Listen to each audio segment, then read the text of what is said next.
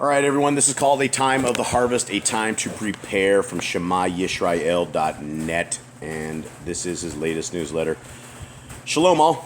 Today is day 5 of month 2, also known as May 7th, 2022 on the Roman calendar. We are in an important period between two feasts that are focused on bread. We started off by restricting ourselves to unleavened bread, and practically speaking, that unleavened bread would involve grain from the prior year's harvest. We then started counting while we ate unleavened bread.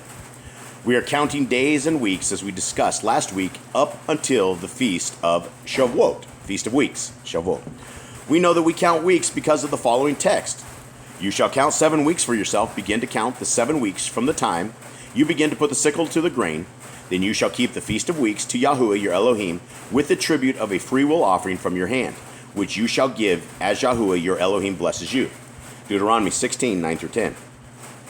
If you still have difficulty understanding the count, I suggest the article that I wrote titled, When Do We Celebrate Shavuot? Many refer to it as the Omer count, or the counting of the Omer, because it begins with an Omer counting. And you shall count for yourselves from the day after the Shabbat, from the day that you brought the Et Omer of the wave offering, Leviticus 23:15. Did you notice the Aleph Tah, the Et, connected to the Omer? The Omer is a dry measure, and it is intimately connected with the manna. This is the thing which Yahuwah has commanded. Let every man gather it according to each one's needs, 1 omer for each person, according to the number of persons. Let every man take for those who are in his tent. Exodus 16:16.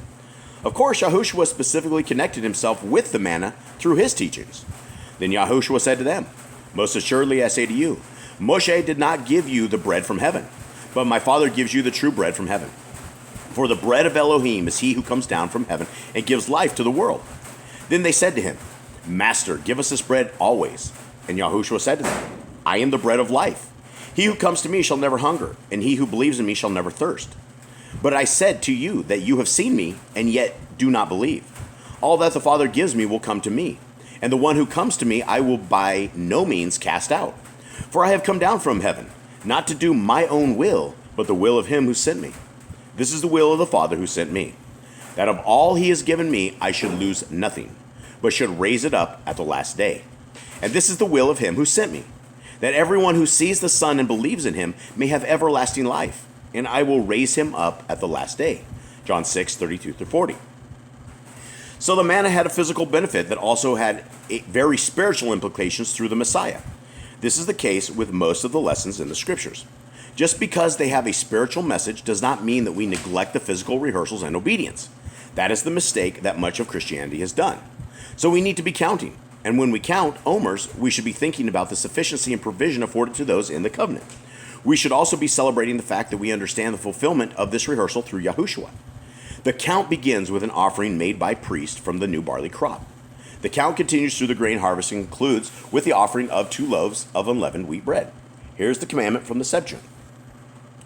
And you shall count for yourselves from the day after the Shabbat, from the day that you brought the sheaf of the wave offering, 7 weeks shall be completed. Count 50 days to the day after the 7th week. Then you shall offer a new grain offering to Yahuwah. You shall bring from your dwellings 2 wave loaves of 2/10 of an ephah. They shall be of fine flour. They shall be baked with leaven. They are the first fruits to Yahuwah.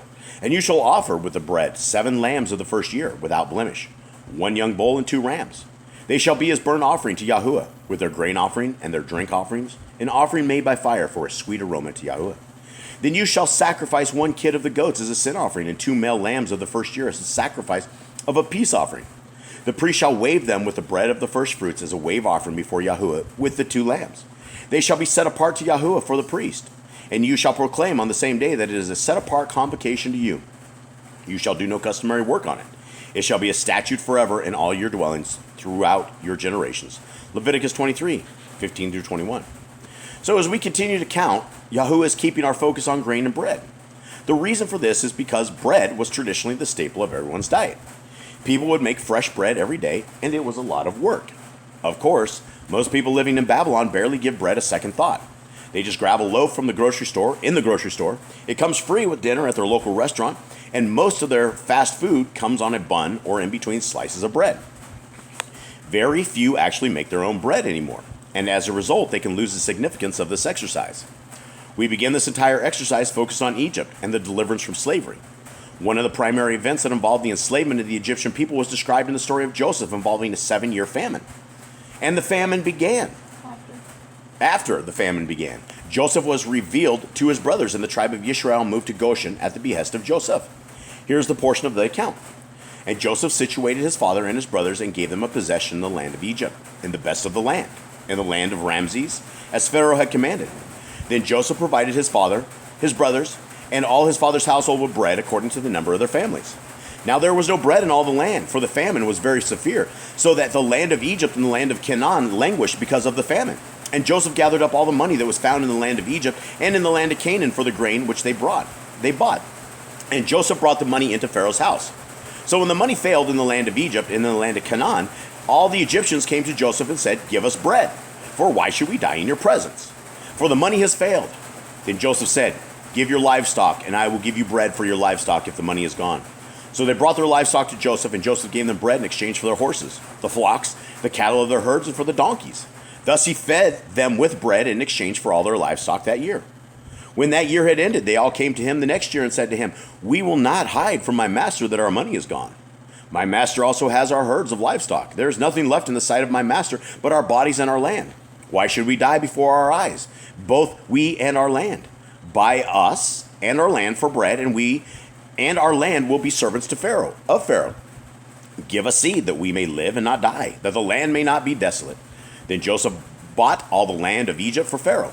For every man of the Egyptians sold his field, because the famine was severe upon them. So the land became Pharaoh's.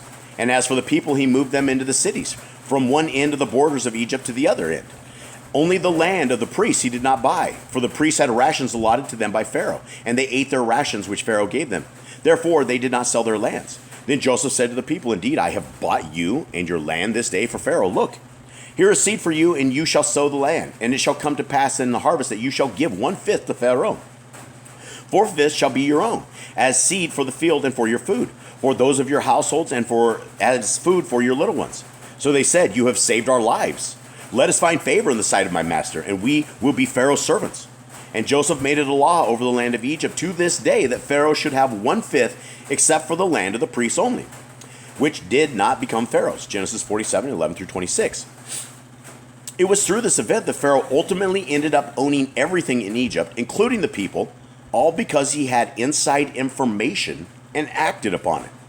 It was like the Great Reset being pushed upon the world that promotes the notion that you will own nothing and be happy.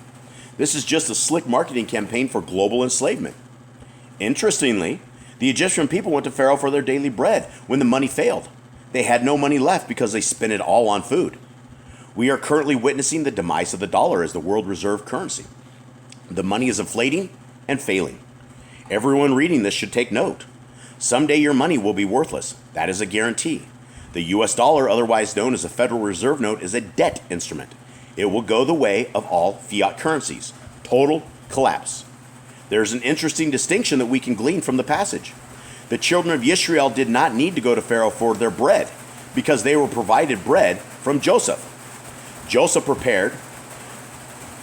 And so I want to break on this particular part real quick and kind of go with where we are going with this, because those of us with eyes to see and ears to hear, they've been talking about a mass famine for many, many years. It has been upon our doorstep. They've been telling us this probably for 20 years. And as we get closer to this, there isn't one of us that hasn't heard about this. And there are many Christians who believe that they will be raptured, that they will not see what is coming. But I am going to tell you that I believe without a shadow of a doubt that every single person is going to be affected by the famine that is going to be here in the next 4 months to 2 years. And it will be mostly over inside of 2 years. What will be left, but it is coming to this. And so this is very interesting if you guys want to listen up to what Todd is talking about here. And how the children of Israel did not go to Pharaoh for their bread, right? If they would have gone to Pharaoh, something bad would have happened to them. Joseph prepared, so they did not need to buy or sell. As a result, they did not become the slaves of Pharaoh at that time. Well, guess what? You got inside information as well if you have eyes to see and ears to hear. Severe food shortages appear to be right around the corner. The question is, are you prepared? Are you even trying to prepare? Are you being supplied bread from Joseph. Remember that Yahushua the Messiah was the adopted son of a man named Joseph. That was no coincidence. Yahuwah planned it that way to send us a resounding message. A similar message was provided by the fact that he named his son Yahushua, Joshua. Remember the guy who came out of Egypt with Yisrael? He was first a servant of Moshe, then elevated to the commander of Yisrael. He led them through the waters of the Jordan into the covenant land and circumcised them. He officiated the first Passover. He officiated the first Passover in the land and the transfer from the manna to the grain of the land. He then destroyed the moon worshippers at Jericho and proceeded to conquer the land. Do you see any patterns here? But I digress. Yahushua said that he came for the lost sheep of the house of Yisrael, which is Joseph. He also instructed us to pray for our daily bread. In other words, we do not need to buy from Pharaoh when we receive our daily bread from Yahuwah. Now consider the count that we are in. Today is day 20 in the count. So we are literally in the midst of the grain harvest. Those of us who grew up in Christianity tend to spiritualize everything. But if we were in the covenant land, truly rehearsing, we would be working our butts off to ensure that our families had enough grain to provide our daily bread for the entire year. So this period was a time of planning and preparing, harvesting, and gathering. Ultimately, the focus was to store up plenty of grain safely and securely so that you could draw from it throughout the year. You wanted to store up as much as possible. And I will break from that, and I will say not only store up, but you will want to plant as much as possible. These are the days and the times that if you are shirking your work, you are going to starve to death. And that's not a prophecy, that is just reality. Because what is coming, if you still have a garden that you can plant, if you still have a day that you can get out and work in your garden, if you still have a chance of growing something inside these next 4 to 8 months, before the famine hits, before you're on your knees begging for manna, we would want to provide in the same example that Joseph supplied all his people. You can't sit back and think the rapture is going to come take you and that you're going to be okay. If you have the faith, maybe it will. But if you had a chance to provide and you didn't provide, then you don't have the faith in the word that is telling us what's happening. This would be called prepping nowadays, but it was just part of everyday life for people in the past. It was not a demonstration of a lack of faith to prepare this time. Well, he's answering all these questions I have. Indeed, it was a necessary and integral part of life. And I'm only bringing this up in this fashion because this for us in Boss Clan is the part of our life. If we do not grow it, we do not eat. That is the basis of our life these days. And so this message is a really, really good one for all of us. Just because they arrived in the covenant land did not mean they didn't have to work.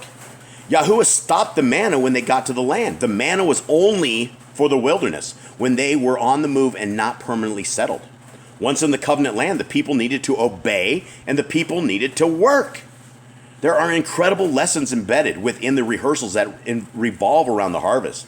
If you stayed in your home during this time while everyone was working, you would be considered a fool. He who gathers in the summer is a wise son. He who sleeps in the harvest is a son who causes shame. There was a specific labor required at specific times, and it all integrated together. Indeed, you did not plow and plant seed, you would have nothing to harvest. Again, let me reiterate that. If you did not plow and plant seed, you would have nothing to harvest. Proverbs 24 even goes further. The lazy man will not plow because of winter. He will bag during harvest and have nothing. This brings up an important point. While we talk about springtime, the ancients did not recognize it as a unique season. The month of the Abib was the time we refer to as spring, but it was really the transition between winter and summer in ancient times. Here was the promise given to Noah. While the earth remains, seed time and harvest, cold and heat, winter and summer, the day and night shall not cease. Genesis 8:22. The scriptures are clear that there are only 2 seasons built into creation. The day is yours, the night is yours. You have prepared the light and the sun. You have set all the borders on the earth. You have made summer and winter. Psalm 74:16-17. Did you notice how the summer and winter are repeatedly compared to the day and night? That is because they both follow the same pattern built into creation. Just as the daily cycle has night and day, the yearly cycle has winter and summer. The transition between night and day, known as dawn, could be likened to spring. The transition between day and night, known as twilight, could be likened to fall. That is why we celebrate the harvest feast of Sukkot at the end, also referred to as Tikavua, or turn. See Exodus 23:16 and 34:22. Summer is ending and winter is beginning at the Feast of Ingathering. There we celebrate the fruit harvest and consider all of the bounty that Yahuwah has provided during the summer harvest. We have a celebration, traditionally pray for rain at the end of Sukkot, as we contemplate plowing and preparing for the next cycle of harvest. The Israelites' lives were focused and centered around food. They had to be. And Yahuwah even pegged his appointed times to their harvest. So he was all for it. He wanted them to work hard and stay on course and on schedule. Schedule. Again, I'm breaking into some family time here that we have, and this is what I am always anxious about. It is always about the schedule. It is always about getting to the farm. It is about the field. And I don't think that unless you are a leader of a house and can actually understand how evil of times can fall upon your house, you can't really understand what's going to happen. And I think it is a man's job as a leader of the house, not only to prepare, not to sit there and wait for the rapture, right? If you're sitting there waiting for the rapture, right? We've had 20 years. We could have all had storehouses of flour. And I know that we don't have a lot of money. No one has a lot of money. But we've known about this for 20 some years. And we've had the example of Joseph for our entire lives, right? And he didn't sit there and wait for manna to come. He went and prepared. And because he prepared, he kept his entire family alive. He enslaved all of Egypt. And he became the man. He literally became the man because of this. And had he sat there and waited for a rapture, he would be smoted. He would be still sitting in prison. There we go. That is why I stress the calendar and the appointed time so much. I spent the first half of my life in a religious system that was completely oblivious to the schedule of the Creator. In fact, my religion specifically placed me out of sync with Yahuwah and taught me to keep pagan holidays. We need to get into the rhythm and timing of the Creator and His creation. That is why it is important to think like a Hebrew and view creation in patterns and cycles. I was recently reviewing some of my Leaving Babylon video scripts as I am working on the book. Some of them are right on topic. If you haven't seen them, you may find them helpful, particularly understanding Hebrew thought and understanding the calendar. Todd does amazing writings. I suggest all you guys, if you have extra time and want to really truly understand this, Todd writes very well. I said all of that simply to make the point that much of what we learn in the scriptures has a physical aspect that we walk out in real time. We cannot and should not spiritualize everything as some of us have been taught. When we pray, give us this day our daily bread, this purpose is not so a couple of slices of toast miraculously appear on our breakfast plate every morning. The prayer is all-encompassing. We pray that He provides us with the needed rain to grow plentiful crops that yield a bountiful harvest. We want peace and security so that our storehouses remain filled and undisturbed. We then need the strength and patience to grind our grain into flour. We need fresh, clean water to mix with our flour. Time for the dough to rise, and we need fire to cook it. There are many factors involved in getting our daily bread, and we ask for Yahuwah to be involved in it all. Ultimately, we're going to need manna. Otherwise, he says we're going to need manna. Ultimately, I believe that there may come a time when He will do just that. And I agree. But I believe we have also been tested and we have been shown the Ruach HaKodesh. We have been known what these devils and demons of this world are preparing and plotting and trying to hurt us with. It's been right before our eyes. And that's one thing these devils and demons do is they tell us point blank what they are going to do, and then they do it. And it is for us to either be fools or not. Otherwise, we are going to need manna. Ultimately, I believe there may come a time when He will do just that. Until then, we must be wise and remain steadfast. Like I said, the manna is for the wilderness. It is not for the lazy. When grew up in Boy Scouts, the motto was always be prepared. And that is, I hate to correct him, but that is, I am an Eagle Scout, and it's not always be prepared. The motto is be prepared. It's not always be prepared. So for anyone who's Boy Scouts, the motto is be prepared. That's the Boy Scout motto. Promise you. It's good advice. I'm getting ready to head back to Texas tomorrow when we are still planting and building infrastructure. We are preparing the best that we can. By the way, for people in South Texas, there is no question about what time it is. It's summer for sure. If you don't believe me, just ask my wife. Speaking of South Texas, it is really amazing to see the difference from last year. While there was an abundance of rain last year at the beginning of summer, much of the Southwest is now in drought. This would not be a good sign for people in ancient times, and it's not a good sign now. Droughts lead to famine. There's a delayed response in modern culture due to the supply chains, and most people won't understand the problem until it is too late. That is because they are so detached from the cycles built into creation. When the store shelves are empty and food is unavailable, many may find themselves in the position of the 5 foolish virgins. And again, I will interject in this, and most of you guys on the Yahoo and the Torah channel don't know about me pleading and begging and screaming and telling people at least for 3 years, they are going to cut our food supply off, and we need to be preparing. In fact, if people were listening to me like 2.5, 3 years ago, you could have got flour and rice and stuff for a fraction of the cost it costs right now. Food is out of charts. Everything there is. Fertilizer is off the charts. We used to buy it for like 27 bucks a bag. It's like 60 bucks a bag now. Everything that is out there is up, and it's only going to get worse. Guys, this is not going to stop. And so if you're sitting here and you hear what I'm saying and you have any kind of ability at all to grow your own food, this is now the time. This is, in fact, it may be a little too late. I don't want to break your hearts or things of that nature and have you must force your faith into thinking about manna. But it is here. It is literally there. They've scammed the entire world, every bit of this world, and they've shut down food supply. It is just a matter of time. If you can't see this, I don't know what to say. But this time next year, we're all going to be really, really hungry. And if we don't have a way out of this, what are we going to do? Become enslaved to the system? Go take a mark of the beast so that we can buy and sell? Because there will be no other chance. You guys understand where this is going, right? This is going to the part where they're going to have a digital ID system that you will have to have. And if you want a loaf of bread, you will go scan whatever it is so that you can have food. There's no coming out of this. 3 years from now will not look like 2000, the year 2000, right? It is long gone. These days are long, long, long over, and we must accept this, that it has fallen into a demonic state. Remember how the foolish say to the wise, "Give us some of your oil." The wise tell them, "No way, we might not have enough. Go get your own." And he says, I'm paraphrasing, which guys, this is the truth. Do you understand what the world is going to look like when you cannot get food? It's not going to be. People in the cities, it's going to be a rough time. Here's a portion of the parable. Then the kingdom of heaven shall be likened to 10 virgins who took their lamps and went out to meet their bridegroom, the bridegroom. Now 5 of them were wise and 5 were foolish. Those who were foolish took their lamps and took no oil with them, but the wise took oil in their vessels with their lamps.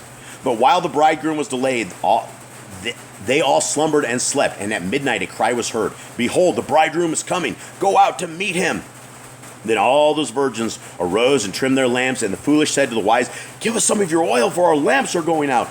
But the wise answered, saying, "No, lest there should be enough for us and you, but go rather to those who sell and buy for yourselves." And while they went to buy, the bridegroom came, and those who were ready went in with him to the wedding, and the door was shut. Matthew 25, 1 through 10. 25, 1 through 10. Now this parable has a much deeper meaning than just olive oil, and it refers to light, not food, but it provides a stark warning regarding preparedness. I want to be counted among the wise, and my prayer is that I not only have oil for light, but I want to have extra food to help those in need. Actually, we have been doing that for years. Inflation and lack take their toll on the poor first. I don't know what lack, I don't think that word is what he's saying. Inflation and I don't know what it is, but something take their toll on the poor first and usually the hardest. Maybe lack of food. Yeah, maybe inflation and lack of food take their toll on the poor first and usually the hardest. And that is very true. I mean, if you're already poor, it's not going to get any better when there's no money left. Just so you know, things have been rough in Africa for a long time, and they are getting much worse. We help orphans in a Torah-based community in Africa, and I get my information firsthand. I just sent more funds for food yesterday. Next month, I will be involved in the Battle Cry event that is raising funds for widows and orphans with the goal of helping them self-sustain. And that's very interesting, trying to figure out how to self-sustain in this kind of world where we're at. I wish I had that answer. Here is what we may all expect in the not-so-distant future.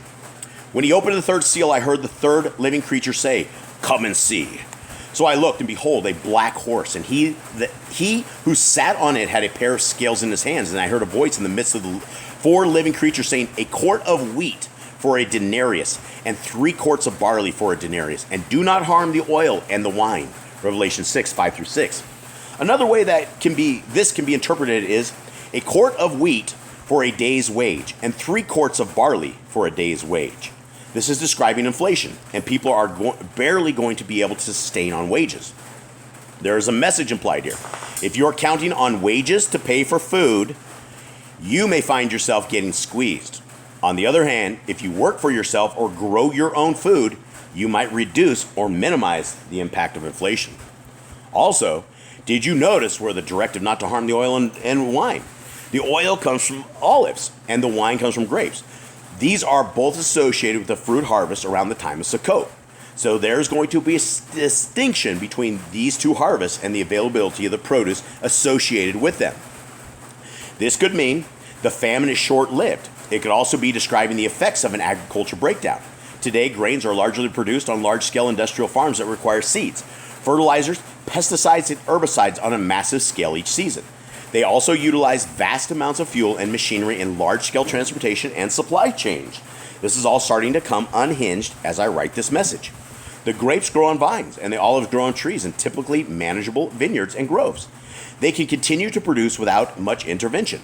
So while there may be reduced grain supplies, the olives and the grapes can continue unhindered. Sadly, people dependent upon wages will not get beyond the grain. This is a physical matter with some very spiritual implications if you understand the appointed times. Speaking of olive oil, I was visiting with some friends several days ago in their home. As they sat and talked at their kitchen table, they brought out some homemade olives and garlic and oil. For those unfamiliar with olives, you cannot simply pick them from a tree and eat them like most fruit. Olives must first be picked after the rains to ensure that they have sufficient oil. You then need to brine and cure them before they can be eaten. My friend told me his technique, and they were definitely way better than store-bought olives. As we sat and ate olives with bread and cheese, we were talking about the importance of preparing. It made me think of Joseph and the mark of the beast. The threat of the mark of the beast is that no man can buy or sell without the mark. He causes all, both small and great, rich and poor, free and slave, to receive a mark on their right hands or on their foreheads, and that no one may buy or sell except one who has the mark, or the name of the beast, or the number of his name. Revelation 13, 16 through 17. Here we go again with buying food. If you need to buy food, you're going to get caught in a predicament. Well, what if you don't need to buy or sell anything? What if you grow your own olives, crack them, cure them, and brine them? What if you worked hard to prepare and grow your own food? If you were self-sufficient, you wouldn't need to buy or sell. Of course, your diet would be much simpler, with a lot less variety. But maybe that would be a good thing. I think many of our health issues come from the fact that we eat so many processed food, and foods out of season, that our bodies never calibrate properly. We know that Babylon breeds dependency on the beast, and Babylon tantalizes our taste buds just like Egypt did with the Israelites. Despite the fact that Yahuwah is providing them with daily bread, miraculously through manna, it wasn't good enough for everyone who departed. Recall the reaction of the mixed multitude.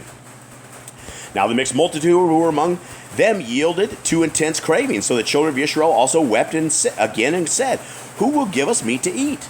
We remember the fish, which we ate freely in Egypt, the cucumbers, the melons, the leeks, the onions, and the garlic, but now our whole being is dried up. There is nothing at all except this manna before our eyes." Now the manna was like coriander seed, and its color like the color of bdellium. The people went about and gathered it, ground it on millstones, or beat it in a mortar, cooked it in pans, made cakes of it, and its taste was like the taste of pastry prepared with oil. And when the dew fell on the camp in the night, the manna fell on it. Numbers 11, 4 through 9. The manna sounds delicious to me, but we are all used to variety. Our cravings could be our undoing. So it is best to get control over your fleshly desires now before the real testing comes. Like I said earlier, there may be a time when we require the miracle of his daily bread from heaven, his manna. The question is whether that will be good enough for you and satisfy your cravings. Will his portion, the omer of manna, be sufficient? That is one of the questions to consider as we count the omer and focus on bread all the way to Shavuot. So keep counting and keep preparing, because it all leads us to a wedding at the mountain of Elohim. More on that next week. Baraka, Todd.